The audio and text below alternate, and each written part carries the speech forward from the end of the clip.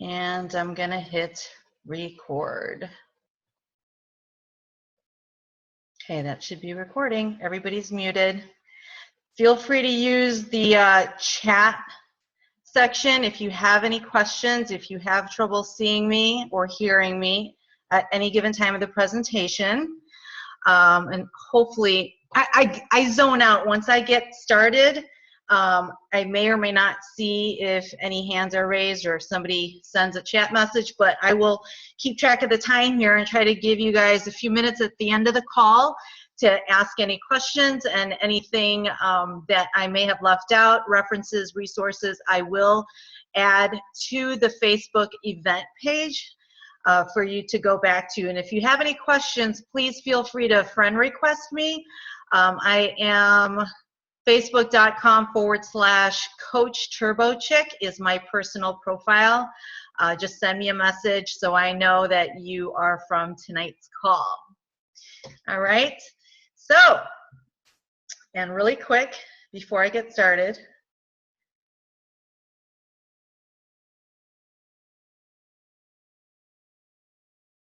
gotta Snapchat that, you know? All right, here we go.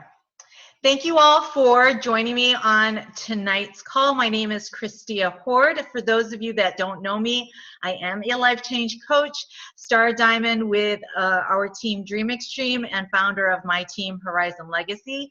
I did start my business in 2009. I'll give you a little bit of my background going into this as it does relate to the point of my training tonight, which is the topic is Rewired, Programming Your Personality for Success. I'm pretty excited about this because the majority of the training that we find in our online office through our business that we're affiliated with is more geared towards activity in your business and what steps you need to take in order to grow your network and how to build your business. But I don't feel that there is enough training that supplies us with the tools that we need to work on our personal development. Sure, there's resources and references, books out there that are recommended for us to read, but I think that there needs to, especially in this type of business, if you're in the kind of business where the products are not our business, the people are our business. And this is all about building relationships when you're in this type of networking type of business. So I don't think that there's enough focus on understanding and being aware of our individual unique traits, our personality traits, as well as truly understanding that of those that we work with, people that we prospect, people that we collaborate with, people that we view as mentors and accountability partners. We are all unique. We are all different. And all too often, we take into this business a negative mindset. And unless we overcome hurdles and struggles and challenges along the way, we will feel stuck in a rut. And we will constantly compare ourselves to other successful people, which we tell you time and time again, don't do that. Because we are unique and we are different. And if we try to duplicate somebody else's success based on their personality and not that of our own, we will find that we're going to struggle in our businesses. I have been in my business now for 7 years. The first 36 months straight, I hit Success Club. For those of you that don't know, that's obviously a goal that we try to accomplish every month to track the progress and success of our business. And for 36 months straight, I hit Success Club 5 or Success Club 10 and achieved, every accomplishment out there and just hit the ground running with my business. Did everything that I was told, had no idea what I was doing, had no background in this type of business. I just basically went running, hit the ground running. But along the way, I struggled with the people that I was sponsoring into my team.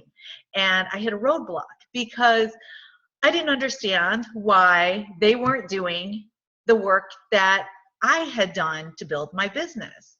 So there was a lot of learning along the way, becoming aware of what type of coach I wanted to be, what type of leader I wanted to be, and what kind of leaders I wanted to develop in my team.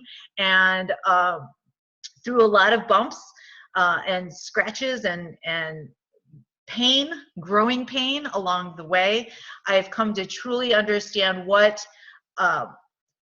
tips that I've implemented in developing my personality further along in my journey, how I've evolved as a person, as a mentor, as a coach, as a team leader. And I want to pass along to you what I have been learning and what I have found successful with my team. And 2017 is seriously the game-changing year, because I'm coming back as a completely new person. Every year you should be changing. If you're not growing, your business is not going to grow. So welcome. 4 top things that I want you to take away from tonight's call is educating yourself, understanding your unique personality traits and the wiring behind your behaviors. Number 2 is I want you to start experimenting by applying and learning through your struggles. You may be doing that without even realizing you're doing that. So I want you to do it intentionally, and rather than beat yourself up and see yourself as a failure, see it as an experiment and failing forward so that you can learn and grow from the obstacles that you face and the adversity that you face in the process. Again, number 3, expect failing, but don't let it define you. And then number 4 is excel, know how to excel, and then begin to educate others. And that's what I'm doing tonight, because I am never going to stop learning. I am constantly growing. I'm constantly a student. Every new person I meet is a learning experience and is an opportunity for me to grow. Albert Einstein said himself that problems cannot be solved at the same level of awareness that we created them. So tonight, that is what I want to do, is educate you, give you just a little bit of an insight. I can't give you the full-blown knowledge that I've learned over the course of not only the last 15 years that I've been in the fitness industry as a trainer, but more specifically the last 8 months of hardcore research on this particular personality test that I have found to be the most accurate of all of them out there. We'll go into that a little bit more. But I want you to remember that your smile is your logo, your personality is your business card, and how you leave others feeling after an experience with you becomes your trademark. And it's interesting that I'm sitting here telling you about this right now, because I'll tell you a little bit about my story growing up and how I am completely different today than when I was a little girl.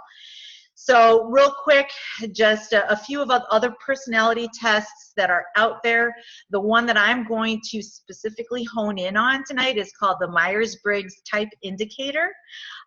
It is the most accurate that I've seen, and in comparison to other personality tests out there, not only does the Myers-Briggs determine what your personality type is and gives you specific information on your behavior, but it takes it at a deeper level and teaches you the wiring behind those behaviors, which was what I was intrigued with. It's not enough to tell me how I am. I could tell you how I am, but tell me what makes me tick and how can I alter, I don't like to use the word manipulate, but almost manipulate different functions of my behavior so as to make it work for me. Because there are traits that I have been labeled, and nobody likes to be labeled as stereotyped or placed in a box. Nobody likes to. And all my life, I was labeled as the shy, the very, very shy, quiet type. And this is misunderstood, that being an introvert is being antisocial, which couldn't be furthest from the truth. Let me tell you that. Being an introvert doesn't mean that you're antisocial. Because a lot of people, knowing me today as I am right now, wouldn't believe that I'm an introvert. They would think that I am an extrovert because I am very social. I'm a social butterfly. I like to work the room when I'm at a party. I love to lift people's spirits up.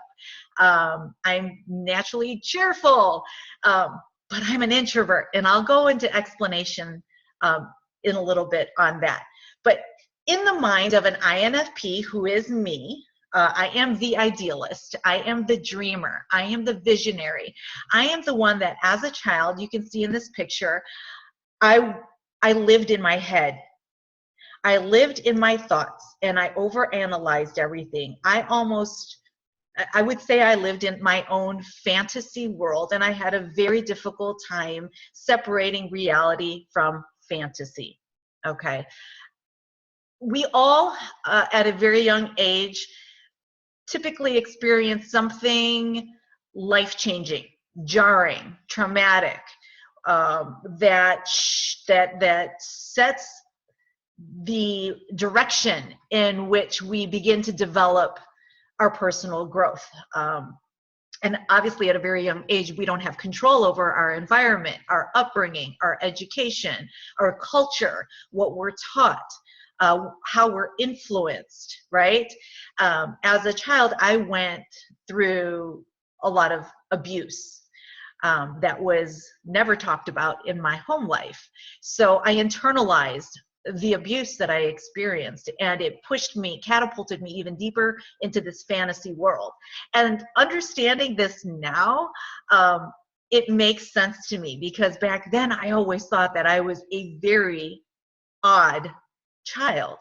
It frustrated my mom that at family gatherings and parties, I always hid behind her skirt.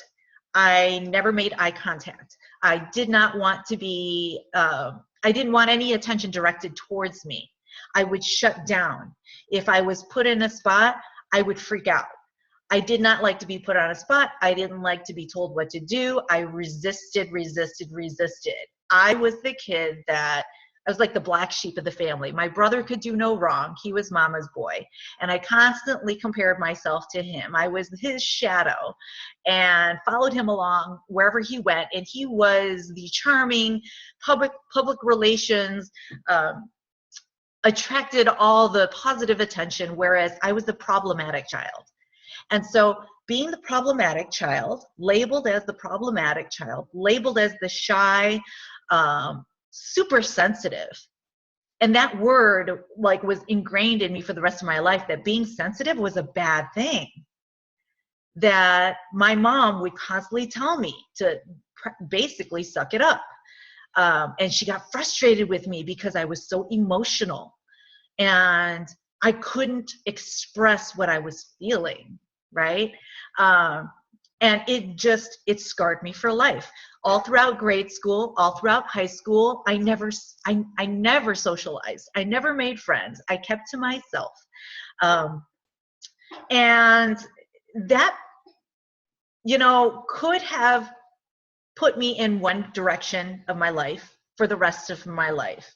But then becoming a mom and staying home and raising children forced me to step out of my comfort zone and make a decision that I needed to start my business, and I needed to change my behavior and change my thinking and create a new kind of awareness about who I was and what I needed to do, what I was set out to do, what my purpose was in this life, if I wanted to change my circumstances.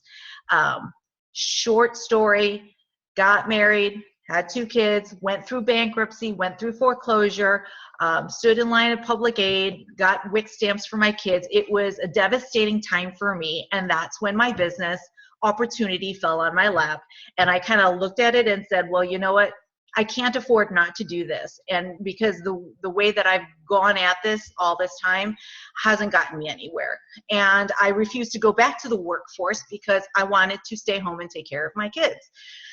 So that is where the reprogramming of my personality came into play for me. And I'll go into my top tips on my suggestions on how you can reprogram your personality for success. I'm intuitive. I see the bigger picture. The way that I see the world, it's like, you ever see the movie Matrix, The Matrix? It's like I drank the blue pill. I drank the blue pill and I see the world and people around me and situations around me, and I see it in a totally different perspective than the average person. Maybe not the average, but the more common, ordinary person. I don't want to say ordinary, but majority of the people that I know see what's right in front of them, whereas I see like the possibilities of what could be and not necessarily what's right in front of me. I'm a feeler. I'm a feeler versus a thinker. That's not to say that I don't think logically through my decision making, but my emotions, my feelers, is what drives me to make decisions. If it doesn't feel right with me, if it doesn't feel true to who I am, if I'm not 100% convicted, then I'm not going to make that decision in that direction. Versus somebody who's a logical thinker and looks at the facts and rationalizes the best decision, the best outcome for the decision making. I'm a feeler. I'm a perceiver. Now, that's not what that sounds like. Perceiver is the way that I organize my day-to-day tasks. A perceiver goes with the flow. A perceiver can change their schedule at the drop of a hat.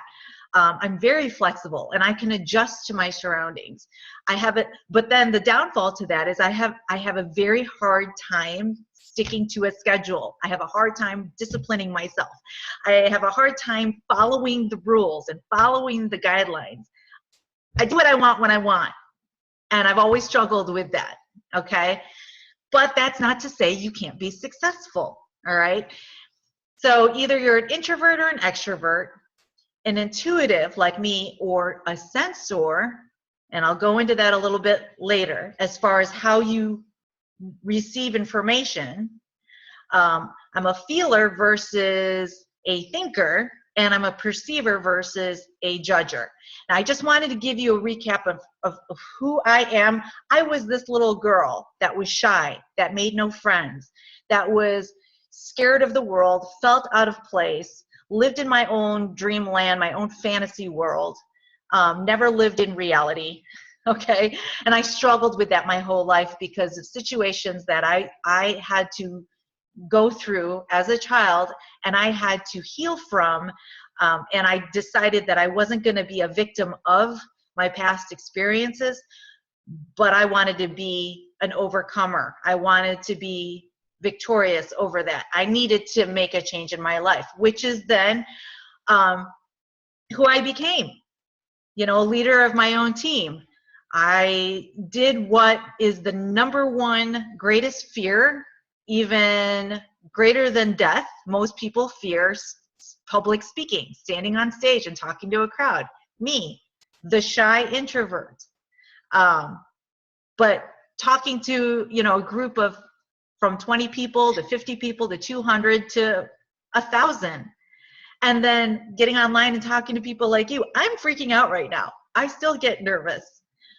But the thing of it is I know that a lot of my thoughts I can manipulate and reprogram so as to have an outcome that is favorable and aligns with where I ultimately want to go with my goals. So how did I program my personality? I educated myself. I surrounded myself with a support system, because your support system is everything. I am an introvert, but I need to depend on a support system to encourage me to keep moving in the direction that I want to go, if I want to succeed. Having multiple mentors. And it's important to have more than one mentor because not every mentor out there is going to align with your personality, your way of thinking, your behavior to a T. You can pick and choose what resonates with you best through several different mentors out there. For me personally, Chalene Johnson has been a huge mentor in my life. Christina Thullins, my upline coach, has been a huge mentor in my life. One of my first mentors entering my business is a man named Craig Holliday. And also other mentors are people in my family members, my mom, somebody who I had conflicting personalities with, my mom growing up. She was the hardest person for me to please, yet I've learned so much from her. Number 4, recruiting rock stars. Recruiting rock stars aren't necessarily people that are just like you, but people that are compatible to your personality traits, people that are different from you, opposites, but you can work with to achieve the outcome that you need. All right? So turn your enemies into your allies to help you progress and succeed in your business. Number 5, participate. You have to engage. Don't isolate yourself. Don't paralyze yourself and say, well, I've got to figure this all out before I take the first step, which I'm guilty of that. But I quickly learned that the only way you can learn is by participating. Outsource in the areas that you're lacking. All right, and pass on what you learn. I'm going to go back to that in a second, but I wanted to backtrack because I skipped over this one right here. Here's a better understanding of what the Myers-Briggs Type Indicator, or MBTI, is. It's an indicator. It just indicates and assesses how we interact with others, helps us improve how we communicate, how we learn, and how we work, and it provides a framework for us to build better relationships, to drive positive change and harness innovation and achieve excellence. I know that there's quite a few people that I've spoken to about personality tests, and you know, if you're naturally cynical like me, you immediately think of the negatives of something, but the only way that you're going to learn is to be open-minded and take in as much information as you can and experiment with what you learn so that you can find your way through the ups and downs, what works for you. Okay, I just wanted to give you that brief description. So moving forward, here are the basics of the MBTI. I love this cheat sheet because it gets confusing. There's 16 types out there, but of the 16 personality types, we all have 4 cognitive functions in the way that we're wired. The first is how we interact with the world. All right, so you've got your introverts and your extroverts. This has nothing to do with being social or antisocial. So get that thought out of your head. It has everything to do with where you get your energy from. Where you get your energy from. All right, so I'm the kind of person that, yes, I love going to all these events. I look forward to seeing all my success partners. We have a blast, but I will tell you that 20 minutes into it, I typically withdraw from the group and I isolate myself. For those of you on this call that have ever shared a room with me at any of our events, and there's a few of you, I know, you will all equally say that you have seen me dismiss myself from the room, especially when we're rooming with 3 or 4, people all together. I have to go sit in the lobby by myself. Because when I'm in a group with several other people, I give energy out and I feel drained and I feel exhausted very quickly. So I need to isolate myself in order to recharge and regain that energy. Okay? Extroverts gain their energy from being around other people, and they feel drained if they're alone. So it's all a matter of where you get your energy from. Then there's the absorption of information. There's the intuitives like me who prefer to focus on the possibilities in the bigger picture. We easily see patterns and we value innovation and we seek creative solutions to problems. And then there's the sensors, the S's. They're realistic people who like to focus on the facts and details and apply common sense and past experiences to come up with practical solutions to problems, okay? This is fascinating stuff to me. I don't know about you, but understanding the differences between the two allows me to gain ownership of who I am and understand my individualness, my uniqueness, and prevents me from comparing myself to that person over there who's successful and I'm nothing like her. So if I'm nothing like her, but she's successful in this business, I must not have a chance to be successful at this business. And I think a lot of people stop dead in their tracks when they start comparing. All right. And that couldn't be furthest from the truth. All right. The third cognitive function is the decision-making process. The feelers like me that tend to be sensitive and cooperative and decide based on my own personal values and how others will be affected by my actions. All right. I find that I tend to avoid conflict. So I'm very careful with how I speak and my body, my behavior, my body language, what it says when I'm around other people, because I'm very, I'm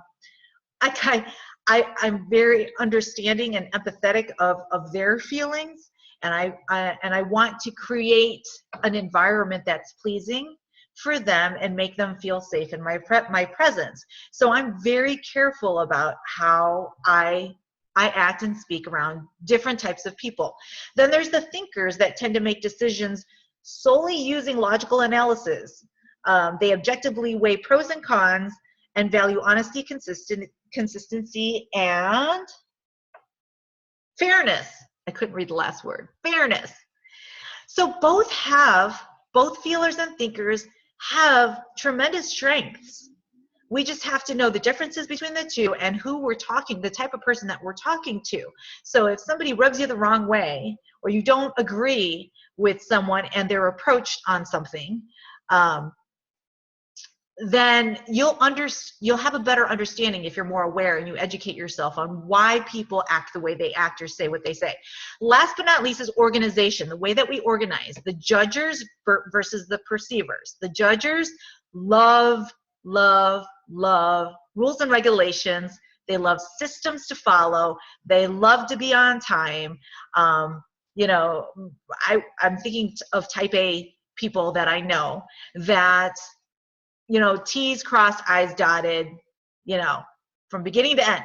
And you don't want to mess up the rhythm, okay? Perceivers like me prefer to keep my options open.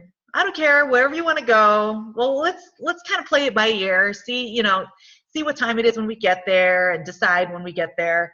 I like to be spontaneous and flexible with making my plans. Okay, so those are the 4 cognitive functions, all right? Your introvert or extrovert, your intuitiveness or sensor, feeler, thinker, or judge or perceiver.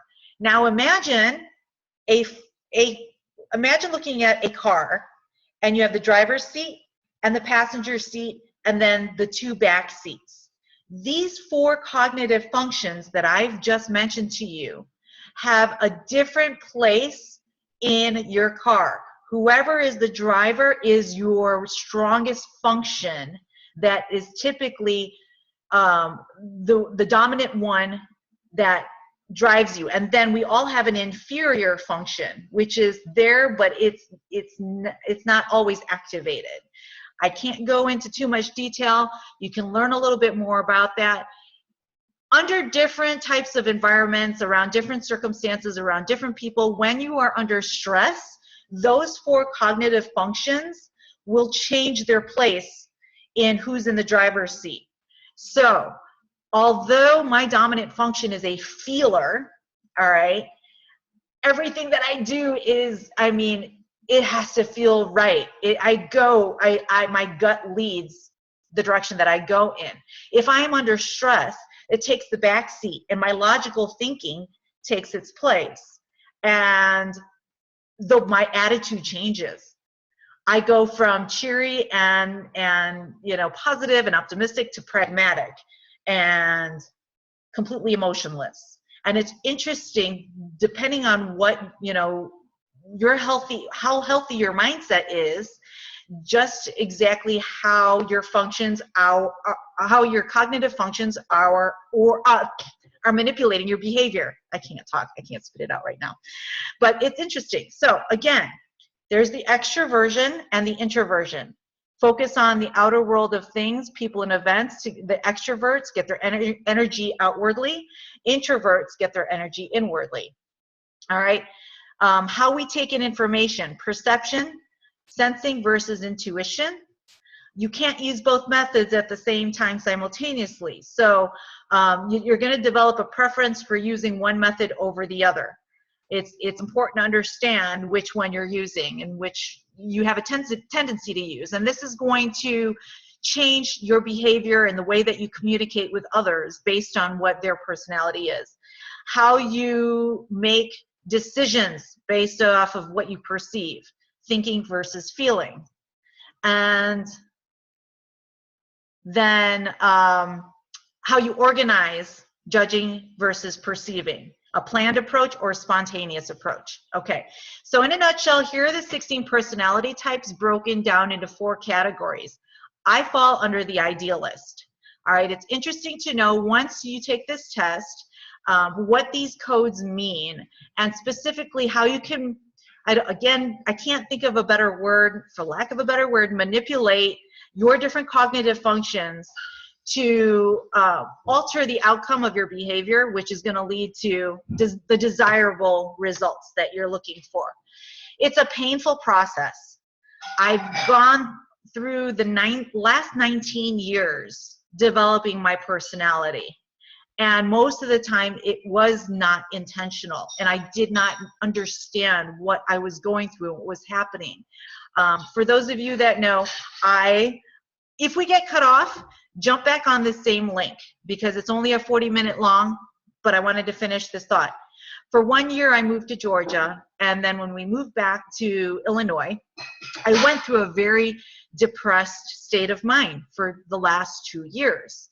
So this past year, 2016, was my recovery period where I had to isolate myself from the world, and I had to assess what was going on. Long story short is I'm over that hump now, and I look back and I can see the different patterns in my thinking, my personality, my behavior, how every bit of it in my journey in my business was crucial in order for me to get to this point. But I had to go through it, and you have to go through it as well. But it can be done, and if you do it intentionally with the thought of educating yourself, participating, learning through your experiences, growing from it, focusing on your strengths, outsourcing where you're weak, recruiting rock stars that aren't necessarily the same as you but have the same drive as you so that you can work together in your team, right? Yep, you got the how person and you got the wow person. Everybody can contribute their greatest qualities and assets to the team if you can recognize them within your team. All right, so here's your homework. Take the test, personalityhacker.com. Once you have learned which type you are, I encourage you to join the Facebook groups for that particular type. It's kind of reassuring to see so many other people just like you. And it starts to make sense and it clicks and you kind of feel at home when you're like, oh, I'm not the only crazy weirdo out there. There are others like me. And it's reassuring when you can talk to others that completely get you. Because at the end of the day, we want to be heard. We want to be listened to. We want to be understood. We want our feelings and our thoughts to be validated so that we can move from that point forward to what's the next step and what can I do with what I've learned. So do your research. I suggest the book, Please Understand Me, Character and Temperament Types by David Keirsey. You can get that on Amazon.com or Kindle. And remember that, you know, as you're looking at other people that are successful in their businesses, you're only seeing the tip of the iceberg. All right. So don't compare where you're at with what you see of others. All right. Remember all of the hard stuff that comes into place. It makes it all worth it. And it makes you appreciate the people that you surround yourself with even more and appreciate yourself even more when you understand these things. So that's about it of my presentation. Thank you guys so much for jumping on. Let me see if I can unmute this for whatever time we have left. I will post the recording. Stop share. Open this up.